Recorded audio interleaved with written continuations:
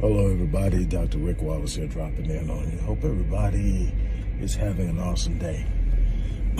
As for me, I'm doing great. Still healing from that sinus infection, so my voice is still not 100%, but I am definitely doing better.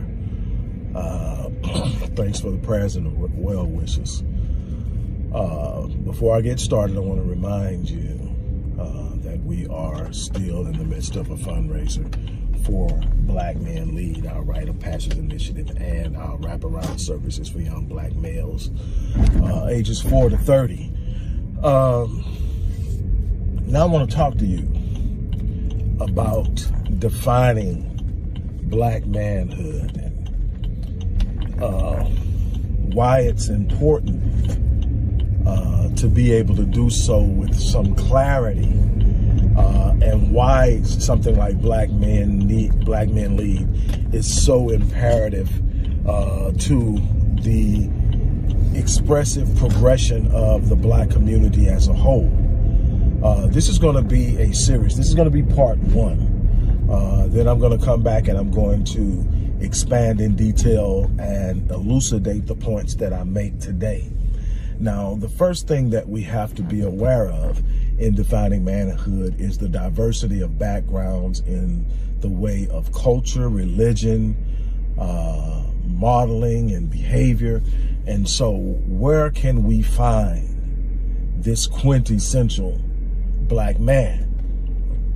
I've written poetry on it. I've written several books on it. And so what I'm going to try to do is I'm going to try to use some points of reference that people within the community should be able to connect with. One point of reference is going to be a religious point of reference, simply because most Black people are religious.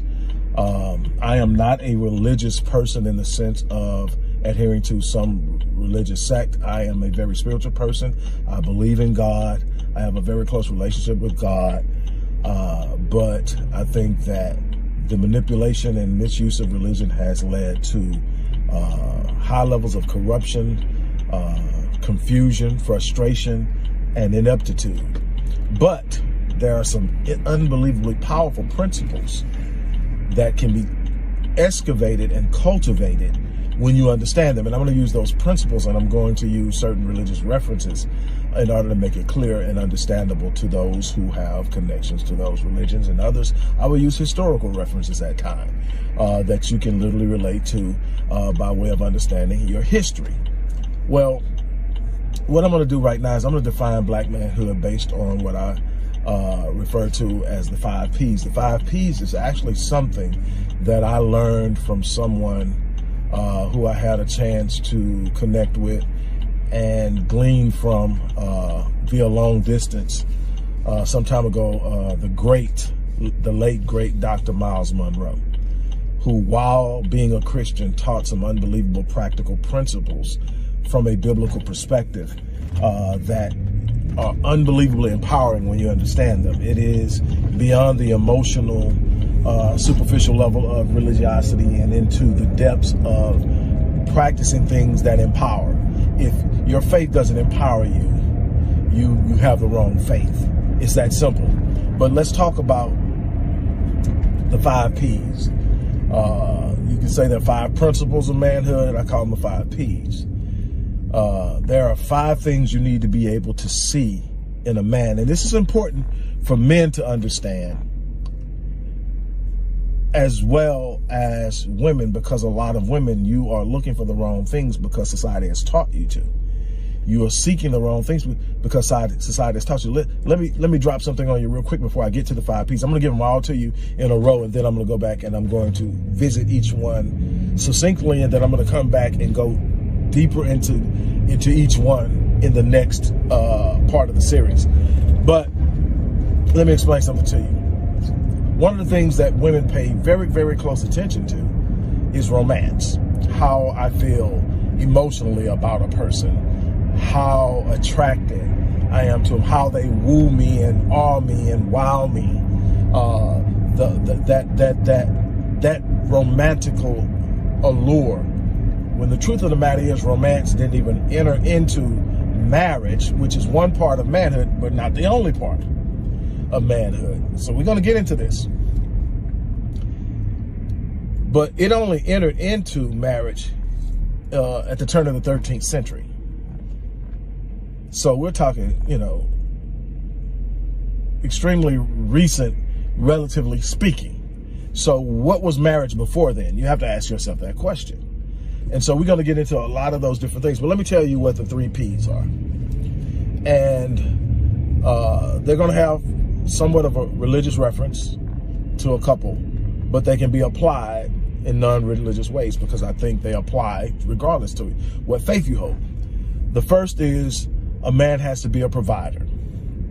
Second is a man has to be a protector. That's first and foremost, before anything else, a protector, even before a provider. Second, a man has to be a provider.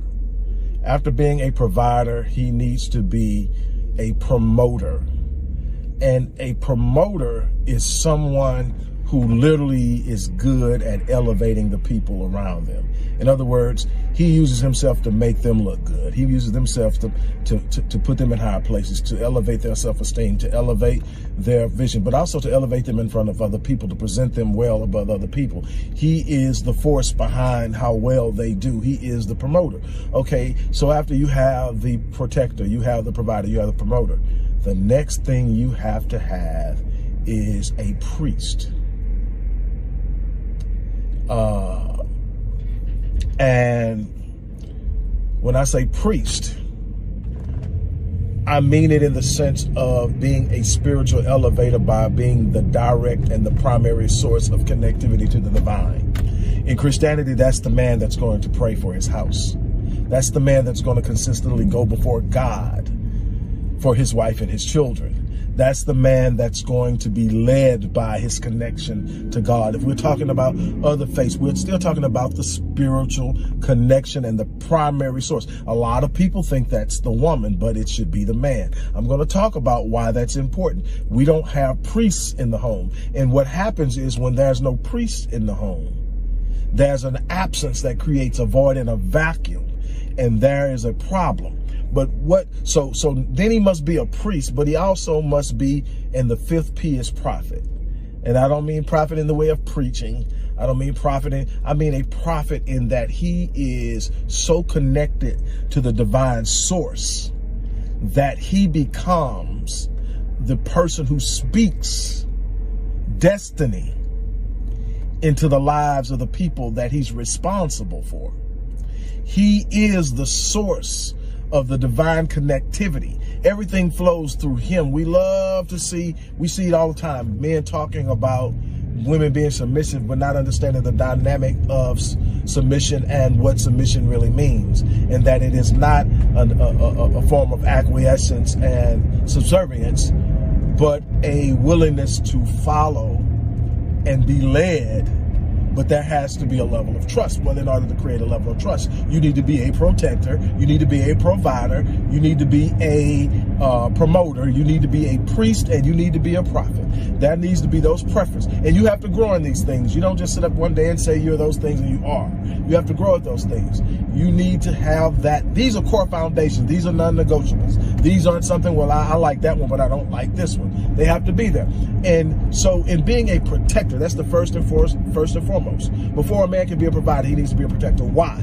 Because there may be a time that you lose your job. There may be a time that your business takes a hit. There may be a time that your ability to provide in certain areas may be compromised temporarily. But the one thing that you can always do is protect. You can always sit up and say, not on my watch. You can always sit up and say, you're not going to do this to my daughter, to my son, to my wife. You can always say this. And we have to understand that in this form of protector, this isn't just about protecting the wife. This is about protecting the home. So in protecting the home, I'm going to do it in a number of different ways. Number one is by fulfilling all 5 Ps. I am a protector. Because when I am protecting, when I am providing, when I am promoting, when I am praying, when I am prophesying and speaking over the lives of my children, I am also protecting. When I am doing that for my wife, I'm also protecting. I am being both a husband and a father, and all of these things are a part of that process. I must understand my force and my power as a father. one of the greatest failures in manhood today isn't as a husband, it's as a father. And women, a lot of this is because you are choosing men that you are attracted to, but you're not measuring their capacity to be fathers. You're procreating with men who tantalize your physical senses, but you have not yet assessed them in their capacity to be fathers. They're giving you signs, they're showing you, there are red flags all over the place, but all you see is how fine he is, what he drives, what he may be able to do in the capacity of being able to provide materially for you. But then you procreate with him, and then you find out that he's not capable of bonding and connecting with his children at a level that will drive him to put his life on the line to make sure they're okay. Now there's levels to this, and there's a way to grow to this. And if you're a man, you're always growing because you're never quite always there. You're never quite there. Okay, so you've got the protector, and then here comes provision. You got to be a provider. Now, there's this thing that believes providing is all about how much of the bills you can pay. Providing goes far beyond material provision. Should you be able to provide to the extent? Yes. I am a firm believer that you can be a provider and not be the sole provider provision-wise in the sense of paying the bills. You may actually have a woman, and that's one of the reasons why you have so many people that are intimidated by women who make more than them, because they're automatically assumed not to be a man because the woman earns more. No. Here's the first thing. You need to be able to lead a woman in a way that your income should be enough. And her working is voluntarily. It's voluntary. What does that mean? And most men who have a consistent job can get close to this. Now, here's the problem. Most women don't want to live at the level that the man can provide. So then comes the pressure to provide the lifestyle I want. Now, the problem is, provision is not based on providing a woman with everything she wants. It's in meeting her needs. Because we live in a materialistic society, a consumer-driven society, where women want more and more and more and more and more every year. And the expectations of men to be able to provide all of those wants is statistically unrealistic based off of what the average man makes. I earn more than the average man, and I can't give these women everything they want. So the average man is, by the nature of society's definition, not a man. Well, no. From a biblical perspective, let's look at manhood. And it does. It says that for he who does not provide for his own, especially of those in his household, he is worse than an infidel. That's biblical. But what we have to also look at is, let's look at what the woman is doing while the man is being a provider. Is she sitting at home and her only responsibility to care for the home? Well, no. If we look at the virtuous woman, King Lemuel's mother is talking about the virtuous woman in Proverbs 31. She's a businesswoman. She is definitely earning income. She is a source of her husband's position at the gate, so to speak. And so we know that she is there. So it's not solely in the sense that he has to be the whole provider, but he needs to be able to take care of the family. But if he can't provide it all, that should be a thirst in him to do so. And here's the thing. If he's got the right woman who knows how to plug into him and knows how to move alongside of him, and he has a thirst to be the sole provider, he will be. That's the beauty of it all. That's the beauty of it all. He will be. If he literally has what he should have in him, that should be a thirst to make sure that he's doing everything he can to give his family everything they need. Now, he may not start out there, but he's supposed to be working to get there. And you should be able to see it in his efforts. You should be able to see it in the way he cares, the way he moves, the way he operates. So in essence, where is he going as much as where is he at? Okay, so you got this provision, but he's not just providing material.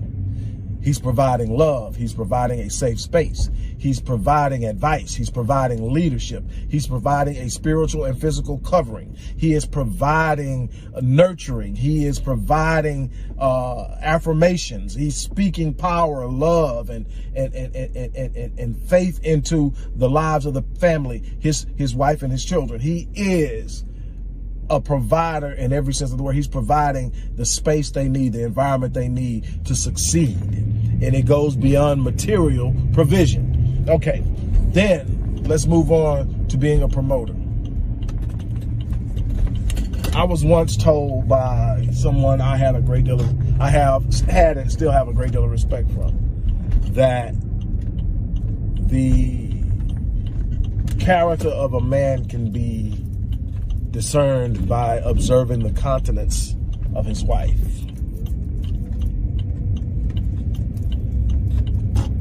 In other words, you can tell a lot about a man by looking in the face of his wife when his name is mentioned, when he walks into a room that she's in, and so forth.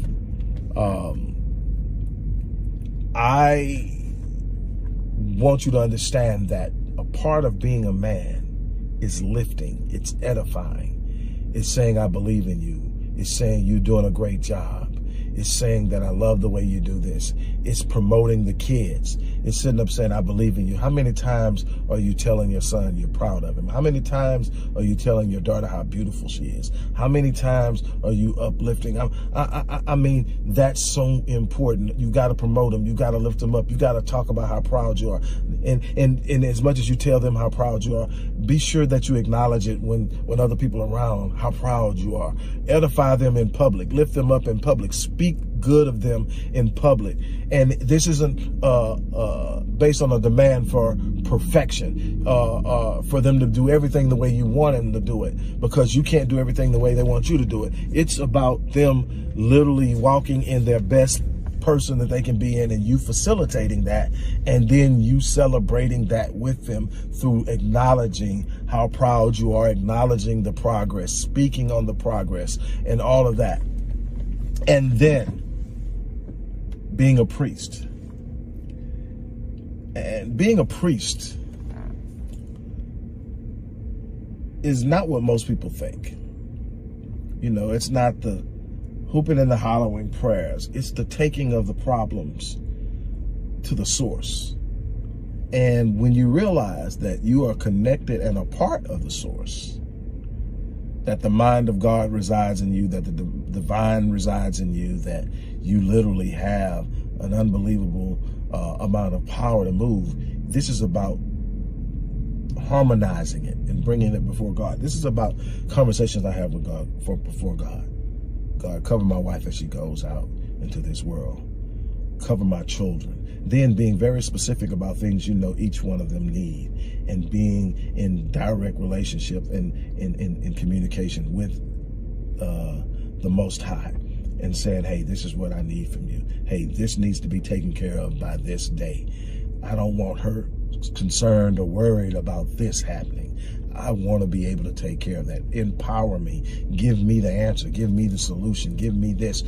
Give me what I need to be everything that my family needs me to be. This is about putting them before God. This is about placing a spiritual boundary and a hedge of protection around them spiritually. This is about creating an energy in the house that says anything is possible, that you can do anything, that you can be anything, that you're safe in here. Nothing's going to come in this house and harm you. Nothing inside of this house is going to harm you. It's about that. Then it's about being a prophet. That's where you speak into their lives openly.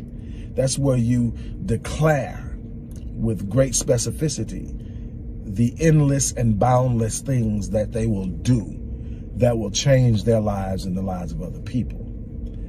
Being a man has to have measurable characteristics, observable characteristics. You need to be able to look at a person and say, okay, are they executing the principles of manhood? not how macho they're moving, not the car they're driving, not how they're compensating in other ways. Are you a protector? Are you a provider? Are you a promoter? Are you a priest in your home? Are you a prophet to your family? This is where we start. Now, we're going to break this stuff down and get even deeper into it. We're going to talk about the importance of being a father and how it's underestimated and how it's under-executed and how we need to deal with it on the next thing, on the next segment. But that's where we're going to start now. We're going to talk about this manhood thing. We're going to talk about why black men lead is so important, why we have to socialize young black males into being capable of doing this and being able to execute every last one of those characteristics that I mentioned. That's so important. We're going to talk about that. We're going to talk about how we stop young black males from killing each other by creating the right mindset and teaching them and socializing them into those same principles. How we stop young black males from being violent towards young black females. How we stop our sons from killing our daughters. We're going to talk about all of that. We're going to talk about how we do this. It's doable, but we're going to talk about how we do it. And on that note, I'm going to get ready to get off. And don't forget, support the work we do, because this is where change is going to take place. It's not going to take place begging someone else to do in our communities what we need to do. It's not going to take place anywhere outside of the reconstruction and rebuilding of the black family and the reestablishing of black manhood with principled characteristics that can be measured and that can be put on the table of accountability. It's that simple. On that note, I'm going to get out of here. You guys, thank you for letting me invade your time.